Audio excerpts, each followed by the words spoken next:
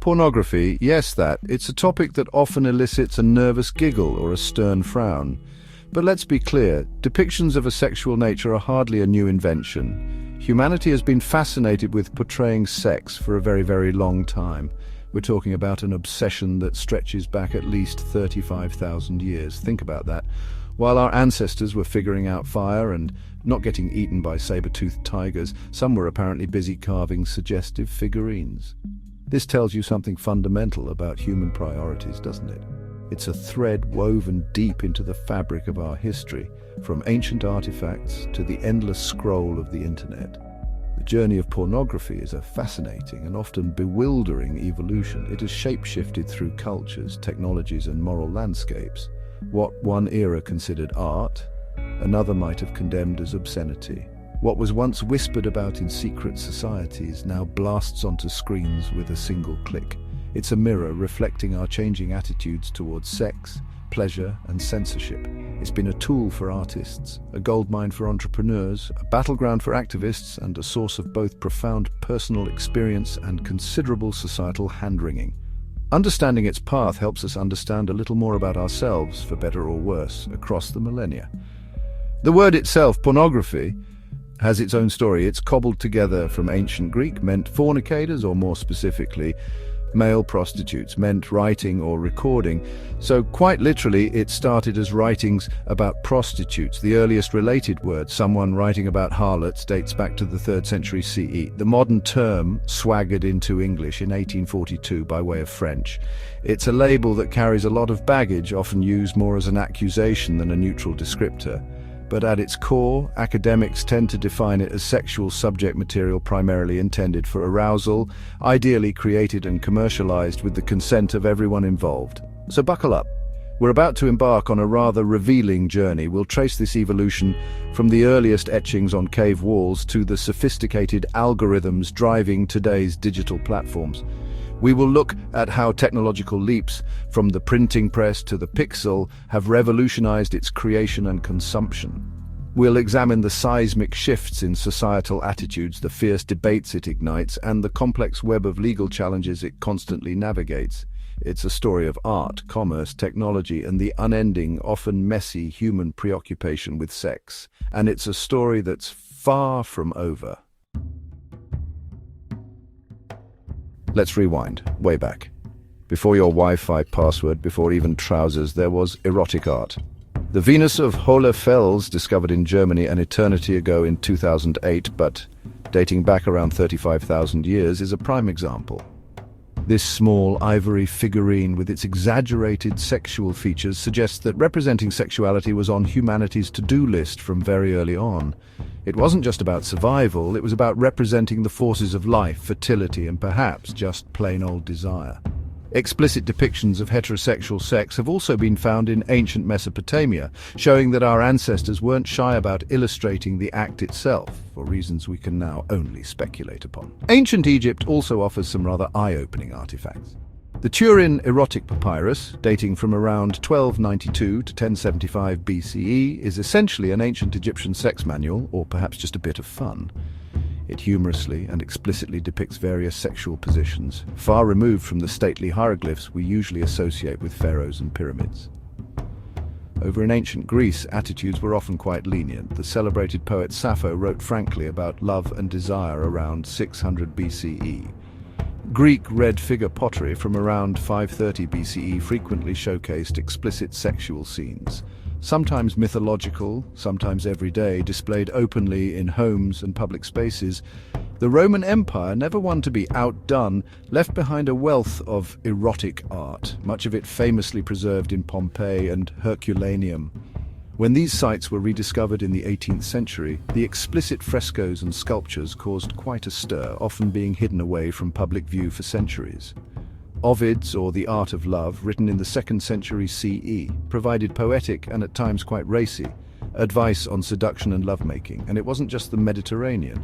The Moche people of ancient Peru, flourishing between 100 and 800 CE, created ceramic vessels depicting an astonishing variety of sexual acts with remarkable candor and anatomical detail.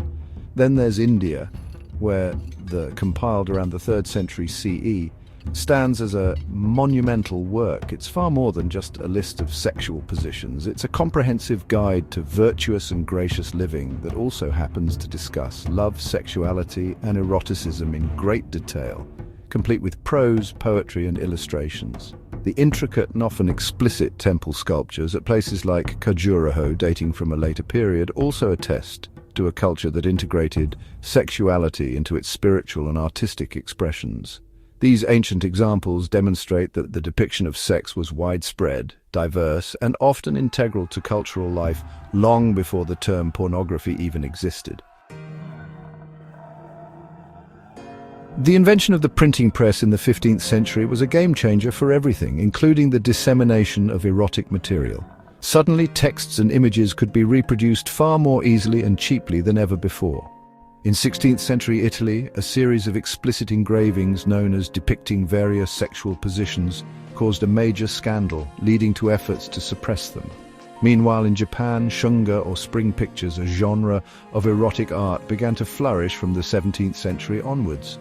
These woodblock prints were often highly artistic and widely enjoyed across different social classes, showcasing a different cultural path for explicit imagery. The 18th century in Europe is often described as an age of pornographic opulence.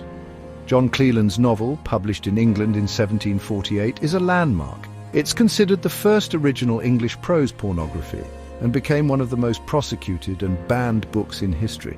Despite, or perhaps because of this, it was incredibly popular. Enlightenment-era France was another hotbed, with writers like the Marquis de Sade using explicit content not just for titillation but also for radical social and political protest, challenging the church, the aristocracy and conventional morality with works like in 1791. Then came the Victorian era, from 1837 to 1901.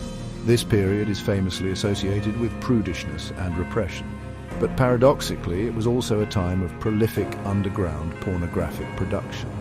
The advent of the rotary printing press further fueled this.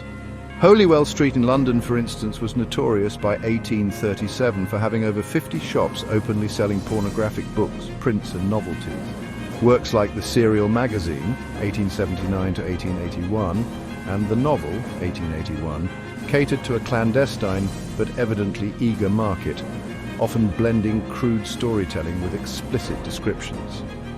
This burgeoning industry, however, triggered a significant backlash. Growing concerns about public morality and the perceived corruption of society led to the first major legal crackdowns. The English Obscene Publications Act of 1857 was the world's first comprehensive law, specifically criminalizing the sale and distribution of pornography. The United States quickly followed suit with the Comstock Act of 1873, championed by the moral crusader Anthony Comstock. These laws led to the mass seizure and destruction of materials, numerous arrests, and drove the production and consumption of pornography further underground, marking a decisive shift towards societal condemnation and legal control. The invention of photography in the mid-19th century didn't just change how we saw the world, it fundamentally altered how we saw and shared sex. Almost as soon as the daguerreotype process was established, people started using it to create erotic images. The oldest surviving pornographic photograph is believed to date from around 1846. This new medium offered a stark realism that paintings or engravings couldn't match. It made the forbidden more tangible, more immediate. While distribution was still limited and risky, photography began to democratize the creation and ownership of explicit imagery, albeit within secretive circles. Then came motion pictures. The late 19th century saw the birth of cinema, and almost inevitably pornographic film production wasn't far behind, starting around 1895. These early stag films or blue movies were short, silent, and incredibly crude by today's standards. Interestingly, public reaction could vary wildly. Thomas Edison's 1896 film depicting a brief, chaste kiss was denounced in some quarters of the US as obscene and a lyric of the stockyards. Meanwhile, Eugene Pirrou's Bedtime for the Bride, a 7-minute French film from the same year featuring a woman performing a striptease, was reportedly quite well received in its native France, highlighting differing cultural tolerances. Throughout the early 20th century, pornographic films and photographs continued to be produced and circulated, but almost entirely underground. They were shown in clandestine gatherings, brothels, or sold under the counter. The quality was often poor, the risks for producers and distributors high. Censorship laws like the Hays Code, which came into full force in Hollywood in 1934, ensured that mainstream cinema remained scrubbed clean of almost any overt sexuality, let alone anything approaching explicit content.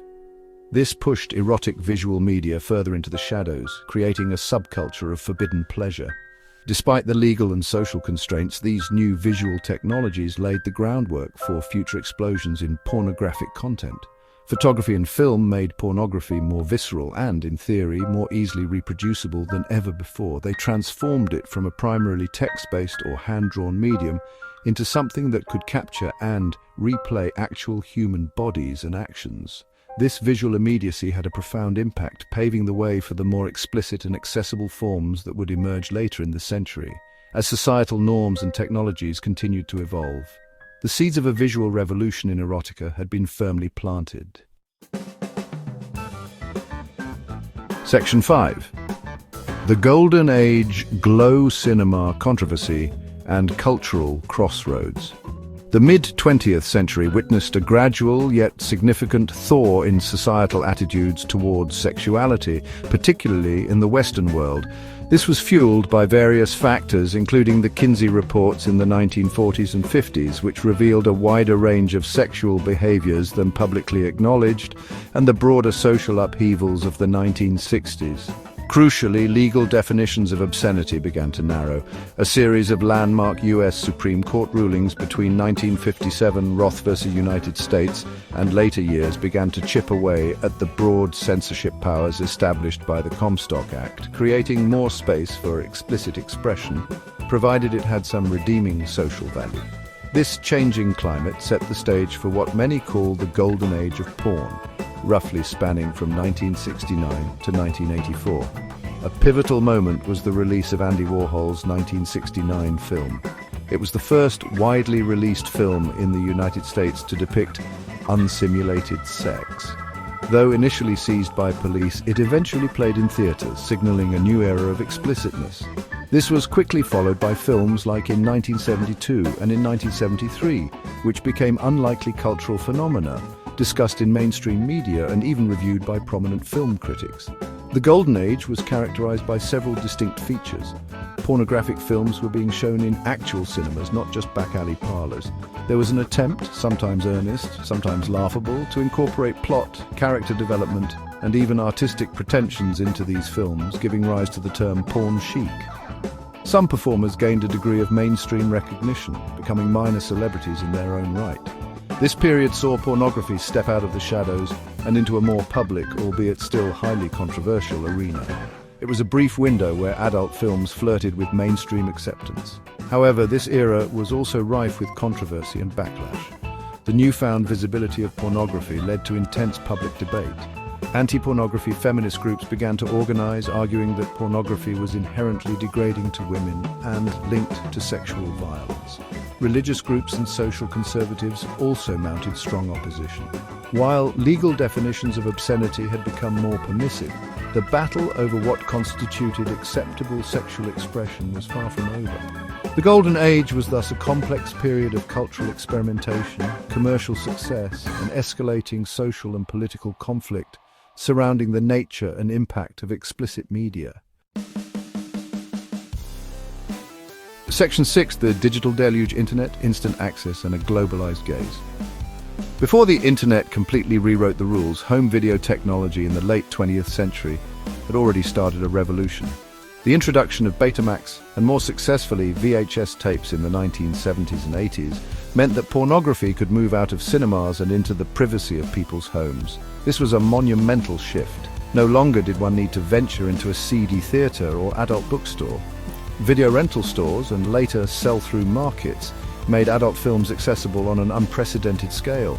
This privatization of consumption fundamentally changed the landscape and the market for pornography. Then, in the 1990s, the World Wide Web arrived, and it wasn't just a wave of change, it was a tsunami. The Internet's impact on pornography was nothing short of transformative. It offered unparalleled anonymity for consumers and a low barrier to entry for producers. Suddenly, vast quantities of explicit material, images, videos, stories were available at the click of a mouse. Dial-up modems slowly gave way to broadband, and the trickle of content became a torrent. Early websites, often rudimentary, quickly proliferated, creating a global, largely unregulated marketplace for sexual imagery and interaction. The 21st century only amplified this trend with the proliferation of high-speed internet access and the ubiquity of smartphones. Pornography became more mainstream and more accessible than at any point in human history. Anyone with an internet-connected device could access an almost limitless variety of content anytime, anywhere. This constant availability has had profound implications, integrating pornography into the daily media diet of many individuals. The sheer volume is staggering, with literally millions of websites catering to every conceivable taste, making previous eras of clandestine pamphlets or grainy films seem quaint by comparison. Critically, the internet made pornography a truly global phenomenon. National borders and local censorship laws became increasingly difficult to enforce. Content could be hosted in one country, produced in another, and consumed in a third. This globalization led to an explosion in the diversity of content, but also raised complex legal and ethical questions that societies are still grappling with. The digital deluge has ensured that pornography is an inescapable part of the modern media landscape, influencing sexual attitudes and behaviors on a scale previously unimaginable and presenting continuous challenges to any attempts at control or regulation. Section 7. Modern pornography, an economic behemoth on technological tides. The modern pornography industry is, to put it mildly, big business. In 2023, the global online adult entertainment market alone was valued at a staggering $70.91 billion. Projections suggest this figure will climb to over $118 billion by 2030. And these numbers often only scratch the surface, with broader estimates for the total market value of the entire pornography industry, including studios, merchandise, and ancillary services, standing at over $172 billion in 2023. This makes it a significant economic force, employing vast numbers of people and generating substantial revenue across the globe, despite its often controversial status. The industry has long been an erotic engine, an early adopter and driver of new media technologies. This trend continues unabated. Today, artificial intelligence and machine learning are used for personalized content recommendations, tailoring experiences to individual user preferences. Blockchain technology is being explored for enhancing privacy and facilitating secure, anonymous transactions. Virtual reality and augmented reality are being integrated to create more immersive and interactive experiences, pushing the boundaries of what adult entertainment can offer. The industry's willingness to experiment with and invest in cutting-edge tech often paves the way for mainstream adoption. The types of content available in the online market are incredibly diverse, catering to a vast spectrum of tastes and preferences. Adult videos and movies remain a cornerstone, now predominantly accessed via on-demand streaming platforms. Live streams offer real-time interaction with performers, enhancing engagement and creating a sense of immediacy. Adult games are a growing segment, particularly with VR and AR integration. Static images still hold a strong presence, often disseminated through social media and dedicated image-sharing platforms. Even audio content, such as erotic podcasts and ASMR, is emerging as a popular and discreet option, alongside a thriving market for erotic literature and fan fiction. However, this massive industry faces significant challenges. Stringent government regulations and ongoing attempts at censorship are a constant hurdle in many regions. Social stigma, while lessened in some quarters, still impacts the industry's operations and the lives of those who work in it. Privacy concerns and the risk of data breaches are ever present given the sensitive nature of the content. Market saturation is also an issue, with intense competition from both paid and free content platforms. Furthermore, since the mid-2010s, deeply problematic forms like non-consensual deep-fake pornography and revenge porn have emerged, presenting serious ethical and legal crises that demand urgent attention and solutions. Section 8. Clashing perspectives, social impacts, feminist fault lines, and ethical examinations. The societal impact of pornography is a deeply divisive issue with passionate arguments on all sides. For some, it's viewed as a potentially safe outlet for sexual desires, a tool for sexual exploration, or a facilitator of sexual fulfillment, particularly for individuals without partners or those seeking to explore specific fantasies. Research has indicated that consumption can induce psychological moods and emotions similar to those experienced during actual sexual intercourse. It's considered by many to be a widespread recreational activity, akin to social media use or video gaming, a private matter for adult consumption. Feminist perspectives on pornography are famously and often fiercely divided. Some feminist groups have long advocated for its abolition, arguing that it is inherently exploitative, objectifies women, promotes harmful myths about sex, and contributes to a culture that tolerates sexual violence. They point to the potential for coercion in production and the unrealistic or degrading portrayals often found in mainstream content. Conversely, other sex-positive feminists and free speech advocates oppose censorship efforts. They argue that pornography can be benign, a form of fantasy, or even empowering for both performers and consumers, particularly when produced ethically and representing diverse sexualities.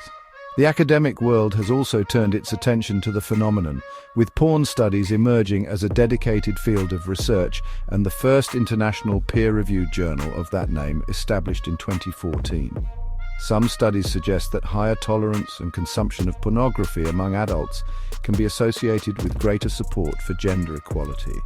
A significant longitudinal study concluded that pornography use in itself is not a predictive factor in intimate partner violence.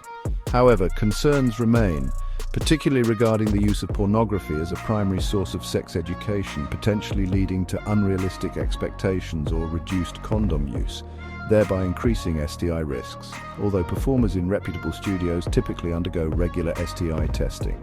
Ultimately, pornography undeniably influences perceptions of sex and sexuality in the digital age. Many pornographic websites consistently rank among the top 50 most visited globally, indicating its pervasive presence. The tension between individual liberty, freedom of expression, and societal concerns about potential harms continues to define the debate. Navigating these complex ethical quandaries requires a nuanced approach, acknowledging the diverse experiences and impacts of pornography on individuals and society as a whole, moving beyond simplistic condemnations or uncritical endorsements. It's a conversation that demands ongoing critical engagement from all perspectives. Section 9. The future of fantasy regulation, relentless innovation, and the unending conversation. As we stand here on May 23, 2025, the landscape of pornography is as dynamic and contested as ever. In the United States, legal and political battles continue to rage. The Supreme Court is anticipated to rule on cases like which challenges Texas's age verification law, HB 1181, for accessing adult content online. This case, involving major industry players, highlights the ongoing struggle over access and control. Furthermore, initiatives like Project 2025 from conservative think tanks are openly advocating for a complete ban on pornography, with severe penalties for producers and distributors, reflecting a significant push for greater restriction. Public opinion on such measures remains sharply divided. A YouGov poll from around 2024 indicated that American sentiment is split right down the middle. 42% oppose banning pornography, while an equal 42% support a ban, with 16% unsure. This polarization is reflected in political discourse, with figures like Senator J.D. Vance publicly calling for a total ban. The definition of pornography itself is often a moving target in these debates, with some conservative proposals potentially encompassing a wide range of sexual expression, including what many would consider mainstream entertainment or even sex education materials. Technology, the relentless engine of change in this industry, will undoubtedly continue to shape its future. Advancements in artificial intelligence could lead to even more personalized and realistic AI-generated content, potentially blurring the lines between fantasy and reality further. Virtual and augmented reality promise deeper immersion, creating new forms of interactive erotic experiences. However, these innovations also bring profound ethical challenges, particularly concerning consent deepfakes, and the potential for new forms of exploitation. The development of ethical guidelines and robust verification systems will be crucial in navigating this evolving technological frontier. Pornography, in its myriad forms, has been a companion to human civilization for millennia. Its persistence suggests it's not something that will simply disappear regardless of legal or social pressures. The conversation around it, its harms, its benefits, its place in society, will continue to evolve alongside our technologies and our understanding of human sexuality. The core challenge remains finding a balance, protecting freedom of expression and individual autonomy while mitigating potential harms and ensuring ethical production. In an increasingly interconnected and digital world, this complex, often uncomfortable, but undeniably human conversation is more critical than ever.